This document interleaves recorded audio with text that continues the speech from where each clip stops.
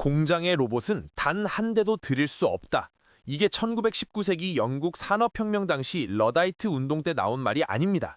바로 어제 2026년 1월 23일 대한민국 시가총액 최상위 기업 현대자동차 노조가 사측에 통보한 내용입니다. 여러분, 지금 밖에는 AI가 코드를 짜고 휴머노이드가 택배를 나르는 세상입니다. 테슬라의 옵티머스 봇이 공장을 누비는 이 시점에 우리는 지금 로봇 전면 거부라는 초현실적인 뉴스를 보고 있습니다. 이게 단순히 현대차 직원들 밥그릇 싸움일까요? 천만에요. 이건 여러분의 주식계좌, 국민연금, 그리고 앞으로 여러분이 사게 될 자동차 가격에 직격탄을 날리는 경제적 자해 행위입니다. 노조가 왜 이렇게까지 극단적으로 나오는지, 그리고 소위 노란봉투법이 이 사태에 어떤 기름을 부었는지 오늘 아주 냉정하게 씹어드리겠습니다. 시작 전 구독과 좋아요는 사랑입니다. 숫자로 보면 이렇습니다. 현재 테슬라의 기가팩토리, 로봇 자동화율이 95%에 육박합니다. 차 한 대를 조립하는 데 걸리는 시간, HPU, 테슬라가 10시간 끊을 때 우리는 아직도 20시간 언저리를 맴돕니다. 그런데 현대차 노조는 이번 협상에서 신규 공정 로봇 도입 전면 금지를 내걸었습니다. 비유하자면 이렇습니다. 옆집 식당은 로봇팔이 1분에 김밥 10줄을 마는데 우리 집은 사람 손맛이 중요하다며 1분에 한 줄 말면서 가격은 똑같이 받겠다는 겁니다. 이게 시장에서 살아남을 수 있겠습니까? 노조가 반대하는 진짜 이유. 노조의 주장은 겉으로는 고용 안정입니다. 로봇이 들어오면 사람이 할 일이 줄어든다는 거죠. 하지만 데이터를 봅시다. 현대차 생산직 평균 연령 이미 50세를 넘겼습니다. 정년 연장과 로봇 도입 반대는 세트 메뉴입니다. 즉, 내가 은퇴할 때까지는 편하게 일하고 싶으니 회사의 미래 경쟁력은 나중 문제다라는 메시지가 숫자 속에 숨어 있습니다. 2025년 기준 현대차 매출 대비 인건비 비중은 글로벌 경쟁사 대비 3에서 4%포인트나 높습니다. 이 3%가 쌓여서 수조 원의 경쟁력 차이를 만듭니다. 여기서 우리는 작년과 재작년 대한민국을 뜨겁게 달궜던 노란봉투법, 노동조합법 2, 3조 개정안을 짚고 넘어가야 합니다. 이 법의 핵심이 뭡니까? 하청 노조의 원청 조섭권을 인정하고 쟁의 행위에 대한 손해배상 청구를 제한하는 겁니다. 이 법이 통과되고 나서 무슨 일이 벌어졌습니까? 과거에는 경영권에 관한 사항, 설비 투자, 로봇 도입 등은 파업의 대상이 아니었죠. 불법 파업이었습니다. 하지만 이제는 해석의 여지가 생겼습니다. 로봇 도입이 내 근로조건, 고용을 위협한다는 논리로 합법적 파업이 가능해진 겁니다. 어제 현대차 노조의 로봇 전면전 선언은 이 노란봉투법이라는 든든한 방패가 있었기에 가능한 자신감의 발로입니다. 지금 이 사태가 왜 우리 경제의 치명타인지 세 가지 포인트로 구조화해서 분석해드립니다. 첫째, 경영권의 실종과 투자의 증발입니다. 기업이 공장에 로봇을 넣을지 말지 결정하는 건 고유한 경영 판단입니다. 이걸 노조의 허락을 받아야 한다면 어떤 글로벌 기업이 한국에 공장을 짓겠습니까? 실제로 2024년부터 2026년 현재까지 외국인 직접 투자 중 제조업 비중은 연평균 15%씩 감소하고 있습니다. 한국은 더 이상 첨단 공장을 지을 곳이 아니라 강성 노조의 허락을 구해야 할 쥐레밭이 된 겁니다. 둘째, 코스트 푸시 인플레이션의 가속화입니다. 한번 상상해보세요. 로봇을 쓰면 3천만 원에 만들 수 있는 전기차를 사람이 조립해서 5천만 원에 만듭니다. 그 2천만 원 차액 누가 냅니까? 회사가 낼까요? 아닙니다. 바로 여러분, 소비자, 여러분이 냅니다. 자동차 가격 상승은 물류비 상승으로 이어지고 결국 배추 한 포기, 택배비 하나까지 다 오르게 됩니다. 현대차 노조의 월급을 지켜주기 위해 온 국민이 더 비싼 물건을 사야 하는 구조가 고착화되는 겁니다.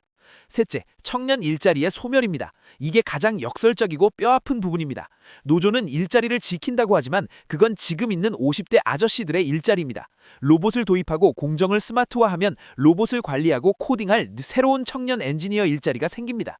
하지만 로봇을 막으면 청년들이 갈 양질의 일자리는 생기지 않습니다. 노란봉투법과 강성노조의 결탁이 만든 철옹성 안에는 2030 청년들이 들어갈 자리가 없습니다. 이것은 명백한 세대 착취입니다. 역사적으로 볼까요? 1980년대 영국 강성노조가 석탄 합리화 끝까지 거부했을 때 결과가 어땠습니까? 산업 자체가 붕괴했습니다. 지금 한국 자동차 산업이 그 벼랑 끝에 서 있습니다. 비유하자면 이렇습니다. 지금 글로벌 자동차 시장은 불타는 집입니다. 중국의 BYD와 미국의 테슬라가 가격 파괴라는 화염 방사기를 쏘고 있습니다. 우리는 빨리 최첨단 소방차, 로봇 자동화를 들여와서 불을 꺼야 합니다. 하지만 집안에서 어떤 사람들이 문을 걸고 잠그고 소리칩니다. 이 소방차 들어오면 우리가 양동이로 물 나르는 일감이 없어지잖아. 절대 못 들어와. 집이 다 타버리면 양동이 들고 있을 곳도 없어지는데 당장에 양동이 나르는 수당 챙기겠다고 소방차 바퀴를 구멍 내고 있는 꼴입니다. 이걸 옆에서 보고 있는 외국인 투자자들은 뭐라고 할까요? 저 집은 답이 없다 하면서 이사를 가겠죠.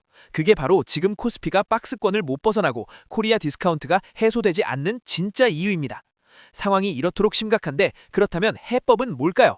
감정적인 비난을 넘어 현실적인 3단계 솔루션을 제시합니다. 첫째, 법적 불확실성의 제거입니다. 노란봉투법의 독소조항, 특히 경영 판단에 대한 쟁의행위 허용 범위를 명확히 제한해야 합니다. 신기술 도입은 경영의 본질적 영역이며 파업의 대상이 될 수 없다는 원칙을 입법이나 대법원 판례로 확립해야 합니다. 이게 무너지면 한국 제조업은 셧다운입니다. 둘째, 일자리가 아니라 사람을 보호하는 사회적 대타협입니다.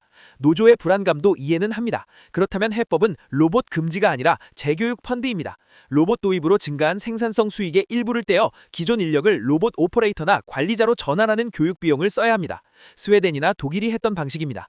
기계와 싸우는 게 아니라 기계 위에 올라타게 만들어야 하죠. 셋째, 연공서열제의 폐지입니다. 오래 다녔다고 월급 많이 주는 시스템 때문에 기업은 고연차 직원이 부담스럽고 직원은 쫓겨날까봐 로봇을 거부합니다. 직무급제로 전환해야 합니다. 로봇을 다루는 기술을 익히면 월급을 더 주고 단순히 조립만 고집하면 월급을 동결하는 확실한 시그널이 필요합니다.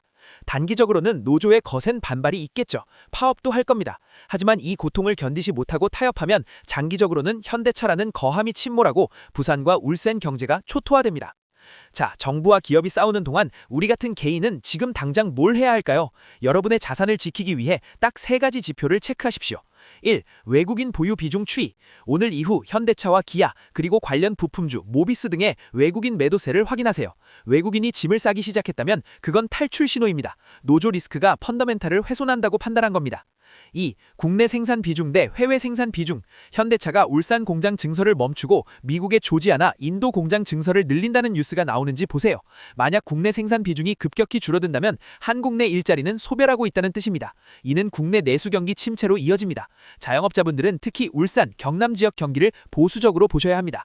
3. 로봇 또는 자동화 관련 ETF 주목. 역설적으로 대기업 노조가 반발할수록 중견기업, 중소기업은 살 길을 찾기 위해 자동화를 더 가속화할 겁니다.